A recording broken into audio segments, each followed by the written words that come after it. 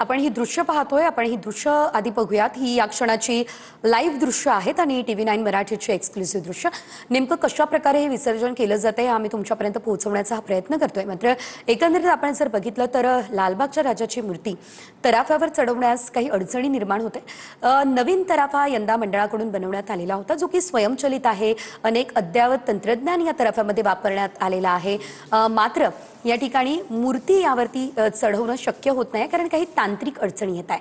सकाळी आपण जर बघितलं तर 8 वाजेपासून गणपती बाप्पा हे गिरगाव चौपाटीवरती दाखल झालेले होते। लालबागचा राजा गिरगाव चौपाटीवरती दाखल झालेला होता।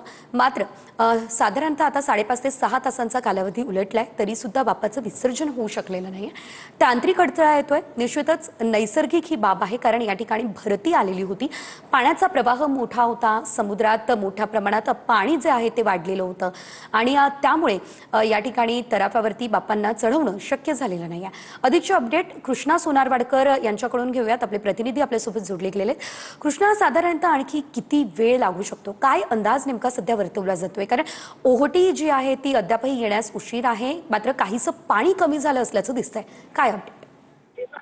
सेजल, तशी ओहोटीची वेळ बघितली तर संध्याकाळी 5:45ची आहे आणि त्यामुळे सध्या पाणी जे भरतीचं आहे ते जर कमी झालं तर लालबागच्या राजाचं विसर्जन होऊ शकतं। सकाळी 8 वाजल्यापासून लालबाग राजा सार्वजनिक गणेशोत्सव मंडळाच्या वतीनं प्रयत्न केले जात आहेत। त्यांचे सगळे पदाधिकारी आणि कर्मचारी सुद्धा मेहनत घेताना पाहायला मिळतात। मात्र जशी पाण्याची पातळी वाढत गेली तशी लालबागच्या राजाला पुन्हा त्या तराफ्यावरती टाकण्याचे प्रयत्न जे होते ते थांबवण्यात आलेले होते। सध्या आपण पाहतोय की लालबागचा राजा हा कमरेभर पाण्यामध्ये आहे। काही प्रमाणामध्ये आता हळूहळू पाणी कमी होताना दिसतंय आणि त्यामुळे दुपारी 3 ते 3:30च्या दरम्यान जर पाण्याची पातळी अशाच पद्धतीने खाली गेली तर पुन्हा एकदा राजाला तराफ्यावरती बसवलं जाईल आणि त्यानंतर तिचं विसर्जन करण्याचा प्रयत्न जो आहे तो मंडळाच्या वतीनं केला जाईल, अशी देखील माहिती सध्या तरी मिळते आहे। मात्र सध्या पाण्याची पातळी ही हळूहळू कमी होताना पाहायला मिळते। अजून सुद्धा ती पाण्याची पातळी कमी झालेली नाहीये। सकाळी 8 वाजल्यापासून सुरुवातीचे 2 तास लालबाग राजा सार्वजनिक गणेशोत्सव मंडळ याच्या सगळ्या पदाधिकाऱ्यांनी कर्मचाऱ्यांनी लालबागच्या राजाला तराफ्यावरती टाकण्याचे पूर्ण प्रयत्न केलेले होते। मात्र तरी सुद्धा पाण्याची पातळी वाढत गेल्यामुळे ते शक्य झालं नव्हतं आणि म्हणून हे सगळे प्रयत्न जे ते थांबवण्यात आलेले होते। जो तराफा खास विसर्जनासाठी यंदा बनवण्यात आलेला आहे तो गुजरातमधून बनवण्यात आलेला आहे आणि त्यावरती अत्याधुनिक यंत्रणा असल्याचं सांगण्यात आलेलं होतं। तेव्हा मोटराइज्ड असा हा तराफा, ज्याला कुठल्याही बोटीच्या आधाराशिवाय समुद्रामध्ये जाणं शक्य होतं, त्या तराफ्यावरतीच लालबागच्या राजाची मूर्ती ही स्थिरावलेली नव्हती किंवा चढवण्यात आलेलं नव्हतं आणि म्हणून हे विसर्जन जे आहे ते आतापर्यंत थांबलेलं आहे। साधारणतः जर पाण्याची पातळी कमी झाली तर पुढच्या 1.5 ते 2 तासामध्ये लालबागच्या राजाला पुन्हा एकदा तराफ्यावरती टाकण्याचे प्रयत्न जे आहेत ते मंडळाच्या सगळ्या कार्यकर्त्यांच्या मदतीतून आणि पदाधिकाऱ्यांकडनं केले जातील आणि जर एकदा लालबागचा राजा हा तराफ्यावरती चढला किंवा विसावला तर पुन्हा समुद्रामध्ये थेट खोलवर नेऊन लालबागच्या राजाचं विसर्जन हे दरवर्षीप्रमाणे केलं जाऊ शकतं। मात्र सध्याची स्थिती तशी नाही आणि त्यामुळे पुढच्या 1.5 ते 2 तासांची प्रतीक्षा आहे। त्यावेळेला पाण्याची पातळी कमी होते का आणि लालबागच्या राजाचं विसर्जन हे किमान दुपारपर्यंत तरी होतं का हे पाहणं महत्त्वाचं असणार आहे। यंदा आपण पाहतोय जो तराफा यंदा खास विसर्जनासाठी बनवण्यात आलेला होता त्याचं मुळात उद्दिष्ट हे होतं की विसर्जन करत असताना कुठल्याही अडचणी येऊ नयेत किंवा अतिशय सोयीस्कर पद्धतीने हे विसर्जन व्हावं, जेणेकरून दरवर्षी होणारी जी काही अडचण होती किंवा गर्दीचा जो काही प्रश्न होता तो सुटावा आणि म्हणून जो तराफा गेल्या वर्षीचा होता त्या तराफ्याच्या तुलनेमध्ये तिप्पट आकाराचा मोठा तराफा जो आहे तो यंदा विशेष पद्धतीनं बनवण्यात आलेला होता। या तराफ्याला मोटराइज्ड पद्धतीने डिझाईन करण्यात आलेलं होतं। शिवाय बाजूला पाणी राजावरती शिंपडण्यासाठी स्प्रिंकलरच्या माध्यमातून जो काही उपयोग आहे तो सुद्धा केला जाणार होता।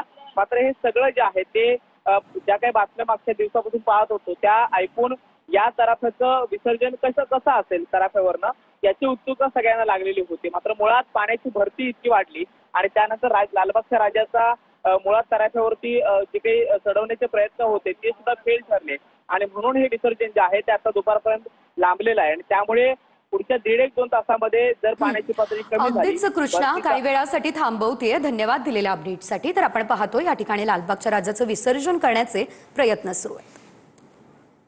टेक्निकल प्रॉब्लेम जो असं झाला आहे, काही सकाळी जो भरतीचा टाईम असतो म्हणजे भरती आणि ओटी त्याच्यामध्ये पाण्याची लेवल आहे ना थोडी खाली वरती झाली, त्याच्यामुळे तो प्रॉब्लेम झालेला आहे। कारण की हा नवीन तराफा आहे, चांगला अत्याधुनिक तराफा बनवला आहे, ह्याच्यावर इंजिन्स आहे। हा स्वतः तराफा आपण चालून घेऊन जाऊ शकतो. म्हणजे म्हणतात ना पाण्यावर त्याच्या मोटर OBM लावले आहे, म्हणजे आउटबोट इंजिन, ज्याच्याने तो स्वतः आपण पाण्यावर चालवत जाऊन विसर्जन करू शकतो. थोडंसं सकाळी झालं बरे तराफाची हाईट वरती झाली आणि आपल्या गणपतीची हाईट थोडी खाली झाली, त्याच्यामुळे हा प्रॉब्लेम झालेला. आता ओटी चालू आली आहे. तुरंत जशी ओटी संपणार आहे तुमची 2 ते 2.5 ते 3च्या दरम्यान, तर 3च्या दरम्यान जेव्हा तुमची संपली ना, तुरंत मूर्ती आपण हे घेऊ, म्हणजे ताराफ्यावर घेऊ आणि विसर्जन करू. नाही, त्याचं कारण काय, थोडं म्हणजे आजकाल माहिती आहे, म्हणजे गणपती जेव्हा निघतो तेव्हा तो फिरून येतो आणि फिरून आल्यानं काय आलं, तिकडे उत्साहित लोक असतात, तो थोडं कधी कधी टाईम होतोय येण्यासाठी. एक 5 मिनिटं जाऊन फरक पडला तर या पाण्यामध्ये पण फरक पडतो. म्हणतात ना तुम्ही भरती ओटी, काहीच नाही. आता झालं आहे, आता ओटी चालू झाली आहे.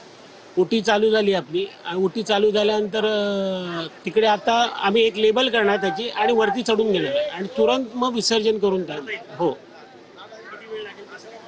विसर्जनला जास्त नाही, जशी मूर्ती चढली तो जास्त अर्ध्या तासामध्ये विसर्जन होईल. म्हणजे आतमध्ये खोल पाण्यात जातो ना तो, सगळं सूरज वालवल